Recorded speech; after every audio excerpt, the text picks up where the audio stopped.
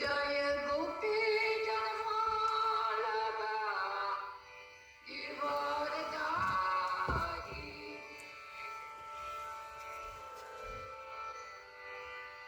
Girdhari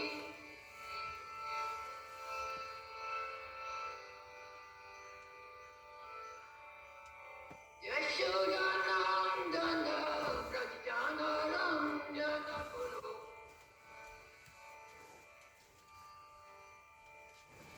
Yashodanandana Brajjanaram Jana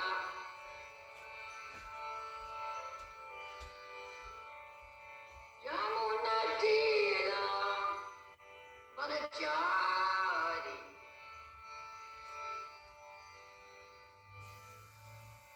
Yamunatira Vanachari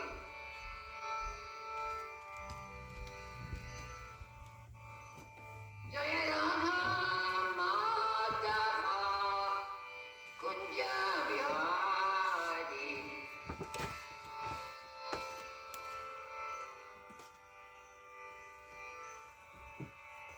Jaya Radha Madhava Kunja Vihari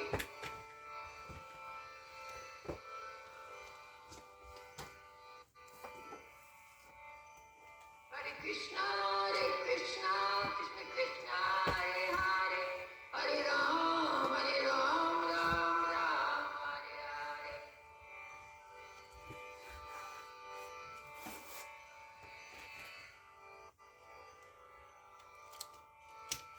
Hare Krishna, Krishna Krishna, Hare Hare, Hare Ram, Ram Ram, Hare Hare.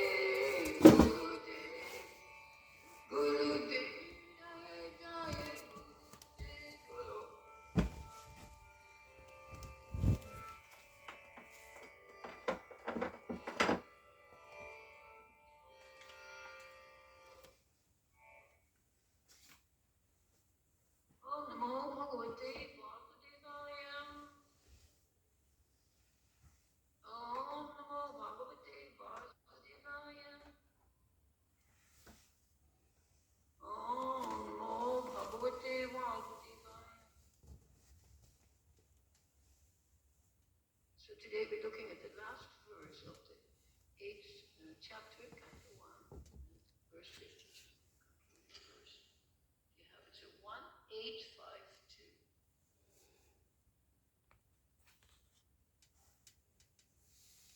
Yata pankena pankapaha suraya vasurakitam bhutahatyam tata vaikam najalya marshtum arati yata pankena pankapaha surya vasurakitam bhutahatyam tata vaikam najalya marshtum arati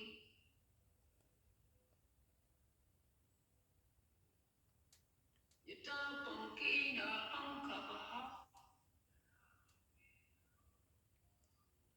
surya vasurakitam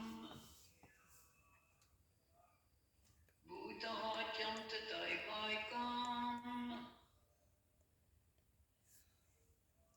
najagya marishtumarati.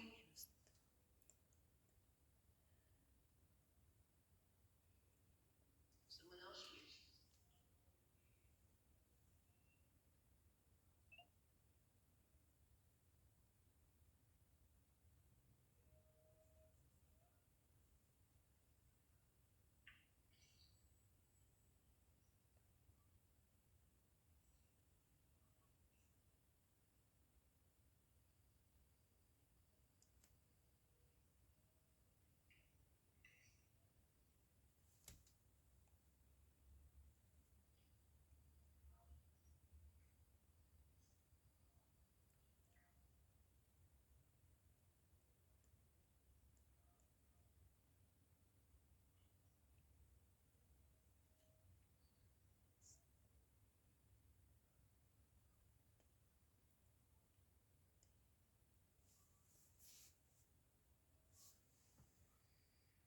Mataji? Yes. Okay. Yata pankena pankambaha surayava surakritam bhutahatyam tatai vaikam nayajne marshutam arhati.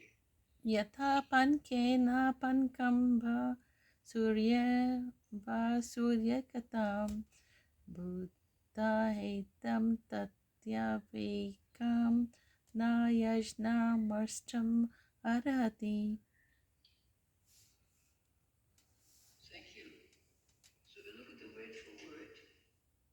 Strinam, oh sorry, I have the wrong verse. Yata, pankena, by the mud. And we'll start again. Yata, as much, pankena, by the mud. Panka ambaha, water mixed with mud. Surya, by wine. Va, either. Surakitam, impurity caused by the slight touch of wine. Bhutajam, killing of animals. Tata, like that. Eva, certainly. Ekam, one. Na, never. Yakyaha, by the prescribed sacrifices. Marshtum, to counteract. Arati, is worthwhile. Translation by Prabhupada and his purport. As it is not possible to filter muddy water through mud or purify a wine-stained pot with wine, it is not possible to counteract the killing of men by sacrificing animals. Please repeat. As it is not possible to filter muddy water through mud or purify a wine-stained pot with wine, it is not possible to counteract the killing of men by sacrificing animals. Purport. Ashwamedha Yagyas or Gomini Yagyas, sacrifices in which a horse or a bull is sacrificed were not, of course, for the purpose of killing the animals.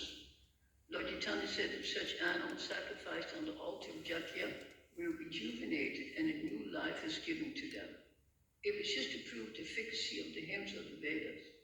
By recitation of the hymns of the Vedas in the proper way, certainly the performer gets relief from the reactions of sin. But in case of such sacrifices improperly done under inexpert management, surely one has to become responsible for animal sacrifice. In this age of quarrel and hypocrisy, there is no possibility of performing the yajnas perfectly for want of expert brahmanas who are able to conduct such yajnas. Maharaj Yudhister, therefore, gives a hint to performing sacrifices in the age of Kali. In the Kali Yuga, the only sacrifice recommended is the performance of Harinam Yajna, inaugurated by Lord Sri Chaitanya Mahaprabhu. But one should not indulge in animal killing and counteract it by performing the Those who are devotees of the Lord never kill an animal for self-interest, and as the Lord ordered Arjuna, they do not refrain from performing the duty of Kshatriya. The whole purpose, therefore, is served when everything is done for the will of the Lord. This is possible only for the devotees. Thus ends the Bhaktivedanta purports of the first canto, 8th chapter of Srimad Bhagavatam, entitled Prayers by Queen Kunti and Parikshit saved. Om Gyanatimananshan Gyananam Shilakayam Chakshuram Militam Dinam Tasmai Shri Gurave Namaha. I'll read the verse again. Yata Ankena Ankambaha Suryava Surikritam Buddha Hajam Tatarvaikam Na Jagir Machtum Alti. As it is not possible to filter muddy water through mud or purify a wine-stained pot with wine, it is not possible to counteract the killing of men by sacrificing animals. So when we look at this verse, you can see it makes perfect sense, doesn't it? Like when you hear it, you don't have to be a devotee, you don't have to be Hare Krishna, whatever, but the metaphor makes sense. If I have muddy water, then I'm not going to purify it with more muddy water, because it will remain even increasingly more muddy. And of course, then the metaphor of wine, how can I clean a wine pot with wine so that it is not possible? So what would we say in English when we read an idea like this? We would say, two wrongs don't make a right. Does that make sense? Two wrongs don't make a right. So when somebody slaps you, you can slap them back, but it does not necessarily make it right, because two wrongs don't make a right. As a matter of fact, usually if you have two wrongs, then you probably have 100 more wrongs. It all follows one after another. And this is the idea of reaction as opposed to action. When you react, there's a chain of events. When you act, what might happen when you act? I might terminate all events. When, let's say, somebody insults us and we act by not acting and responding, then the story is finished. But when I start reacting, then they will react, and the whole thing will increase and becomes unbearable. And then there is a fight. And you can see this is really, the battle of Kurukshetra is actually like that. It was activated over many, many decades, and finally it came to this head. It was supposed to be eliminated by having amicable talks, but it couldn't happen. So finally Krishna himself agrees that this battles should be fought. Otherwise, how would Krishna become the charioteer if he didn't believe in it? See, like those who may not have completely identified with this cause of the Pandavas, what would they do? If you didn't completely agree with Krishna and the Pandavas, what would you do? What would they do? Think of my favorite example. Well, Balaram, he says, I don't want to choose one side. So he went on pilgrimage. Can you see? So there might be, there might be one choice, two choices, or three choices. You might fight, you might abdicate, or you might not even take a side by, you could say, remaining silent or abdicating. So sometimes abdicating is the best thing.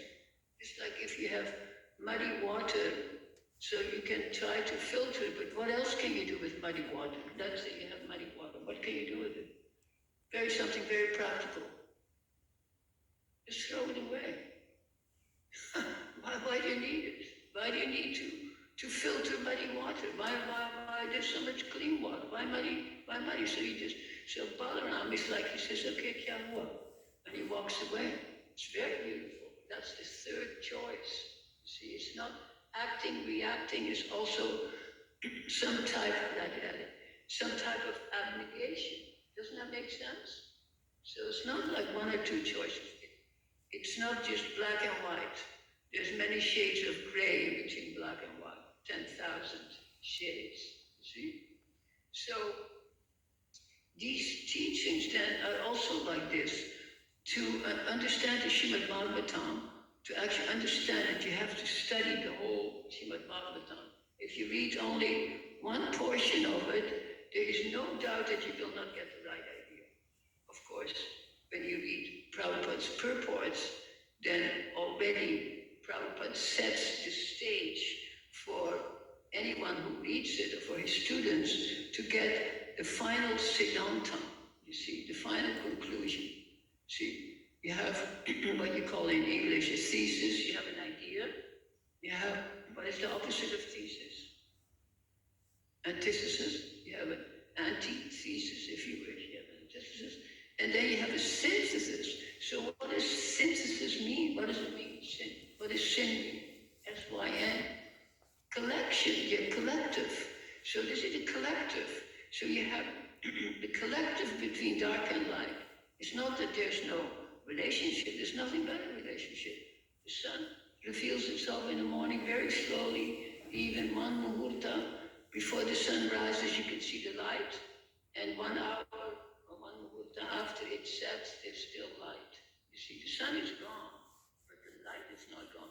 So you can say the cause is still visible in its effect. Can you see that? So we can see everything like this. This is an effect.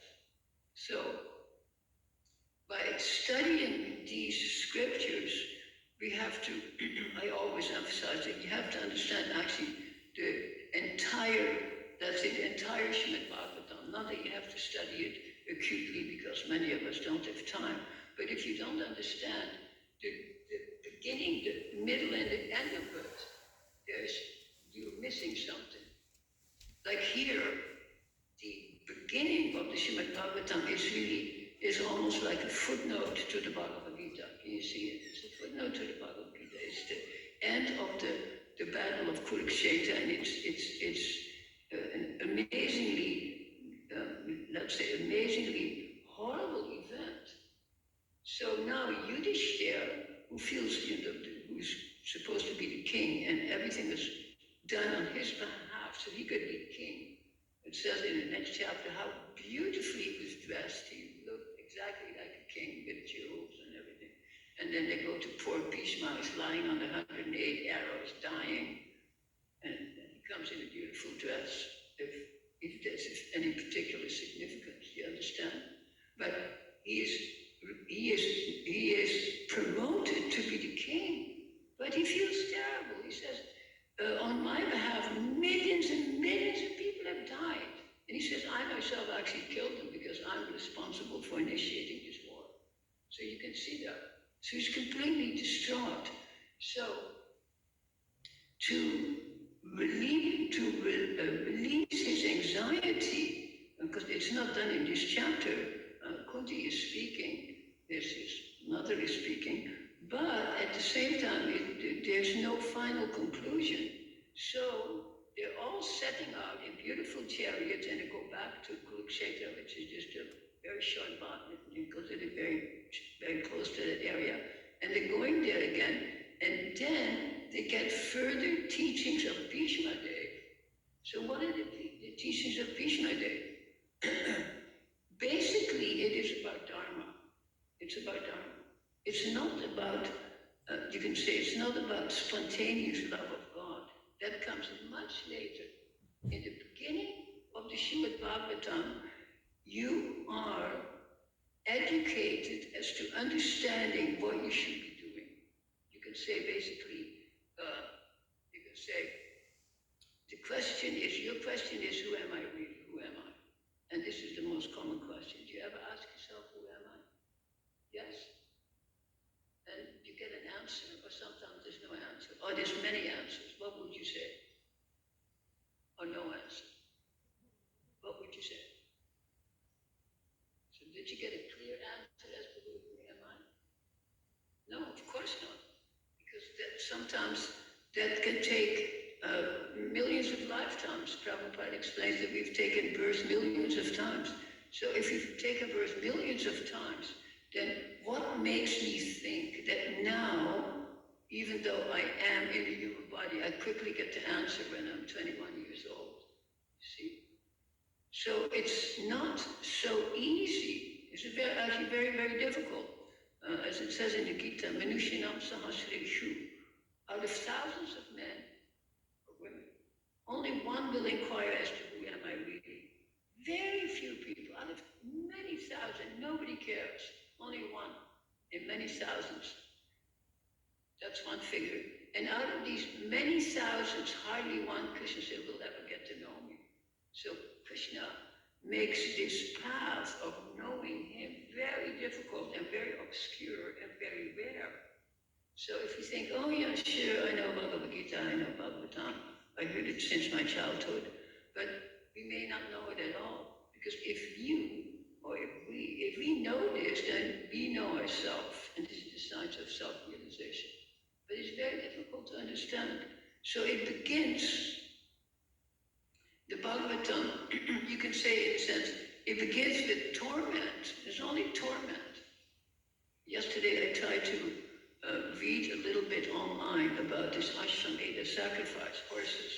And it was also saying it can also be Gomeda. What does Gomeda mean? Killing of cows. Or they say generally killing of bulls. But it also mentioned cows. Which cows can be killed? Those who are incapable of being fertilized. So don't be mistaken about that. Don't think there was no cow killing. There was cow killing. And cows that couldn't have children, they can be slaughtered. So here, of course, in the purport, Prabhupada points out that Mahaprabhu says the animals got a new life. But don't think that the animal was killed and it walked through the door fully alive. It's just like us, when we're killed, what happens to us after we're killed? We get a new life, we get a new body. That's for everybody. So also for an animal. So, and I mean, we don't really want to discuss this because for me, it's a very unpleasant topic. And when I try to read the article, actually I can only read a few paragraphs. It's so horrible how these animals were killed. It would take about a month. Slowly, and finally the animal is choked to death so it can't breathe. See what I mean? It's undoable. It's not charming in any way. And they have so many animals and so many priests. And they're sitting there for months killing the animal. And if you hear some of the ceremonies, I mean, it's so embarrassing. I could not even talk about it in Krishna's mandir. So embarrassing. So this is not very charming, is this animal sacrifice. So when Yudhister is suggesting animal sacrifice, which is done in the past, now we should gather a bunch of the horses and have a sacrifice so I can be the king and be happy. So here it is pointed out that is is not the answer. And also you have to remember, when was this spoken? When is this kata or kahani taking place? How long ago? 5,000 years. And it's at the very beginning of Kali Yuga. It's what they call the end of what they call it the end of Dwapara Yuga. It's quite ironic. I always point out Kali Yuga, but what does two mean in Sanskrit? Does it mean Treta or Dwapara? Which one? Yeah, so which one is the second age? No, Dwapara. I say 1, 3, 4, 5. No. So it's reversed. This is already inversed. It's very, you can study up on it. But so this is at the end of what they call Treta Yuga, the end of Dwapara Yuga, and the beginning of Kali Yuga. So you can say the quality of the human being is already very degraded. See, I was just mentioning to somebody the other day. It says at the end of Kali Yuga, the human beings, do you know what they appear to be? They appear to be this high, and they're riding on cockroaches, according to the scripture. So you're getting smaller and smaller and smaller until you're just a tiny, and you don't even need a vehicle. You need this, so they're cultivating cockroaches for you to ride on. What do you think of this? It's ghastly. So Kali Yuga, the end of Kali Yuga is the most, it's undoable. So here, this is only the beginning. So in the beginning here, it is suggested, don't kill animals to make up for you having killed animals. Because one of the things in the scripture, it says this, very, very strange remark, but there it is. It says, if you've killed a Brahmana, you can make up for the killing of a Brahmana by killing some animals. How does that make sense? You don't. But that's what it says. You've killed a Brahmana, just kill some animals and you're free. So here, see, this is all considered Vedic, but here this is negated. And Prabhupada very clearly negates it. And when and of course we are invoking Mahaprabhu, because Mahaprabhu's religion is only Nam Bhajan. Everything is mitigated. Everything, all sin is destroyed, if you want to call it sin or papa, whatever you want to call it, is destroyed and transcended simply by Nam Bhajan. So there's no violence. Whereas in the previous Yuga, there is so much violence. So we go from Queen Kunti's prayers to Krishna, 24 verses, and where she's basically glorifying Krishna, of course, as a Supreme Personality of Godhead. So why are all these scriptures there? What is the point of us reading the scriptures? Like, let's say, this chapter and the next chapter. Why are we reading it?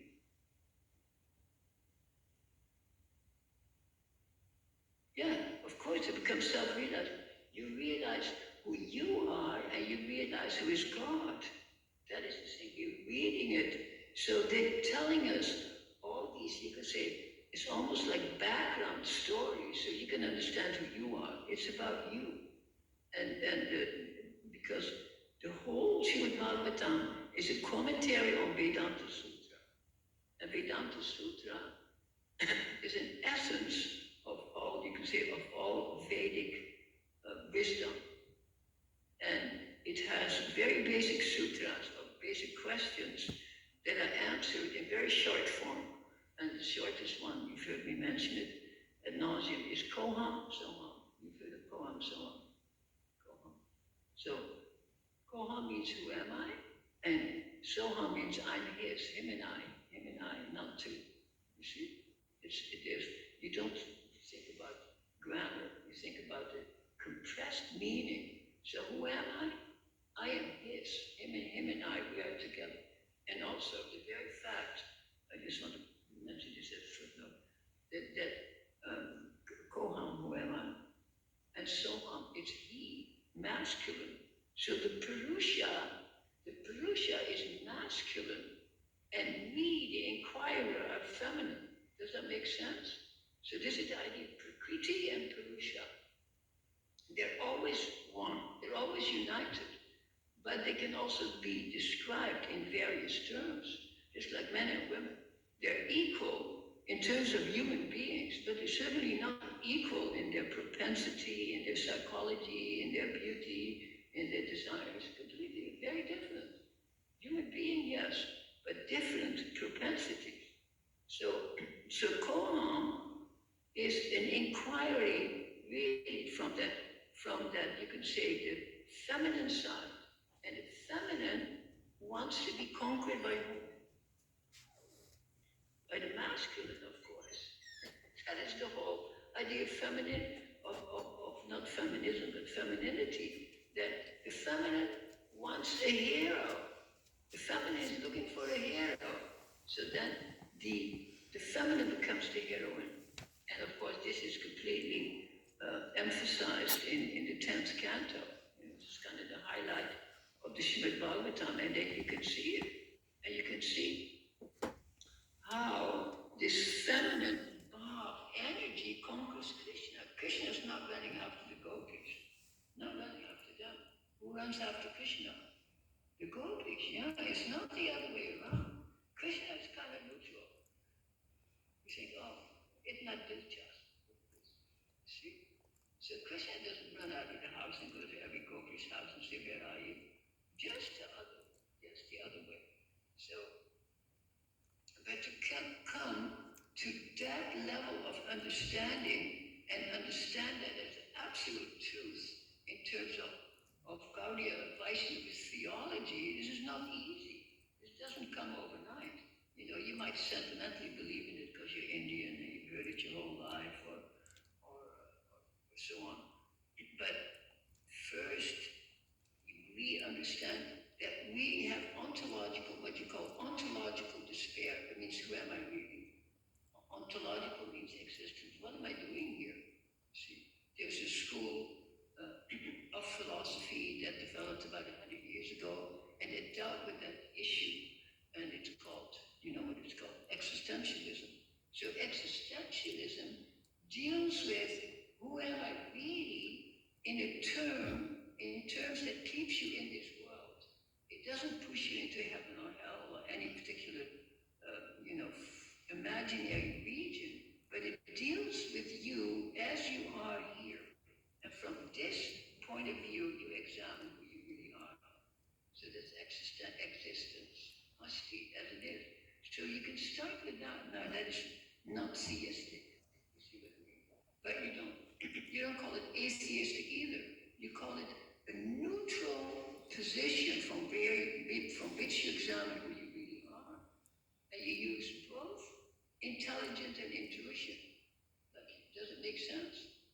Like, why do you think Krishna in the Gita teaches all these different yoga? He teaches jnana yoga, teaches bhakti yoga, karma yoga, jnana yoga, and he teaches bhakti yoga. But if you think that you can have bhakti yoga and not inquire into jnana in a realistic way, it doesn't make sense. How can you not use your mind?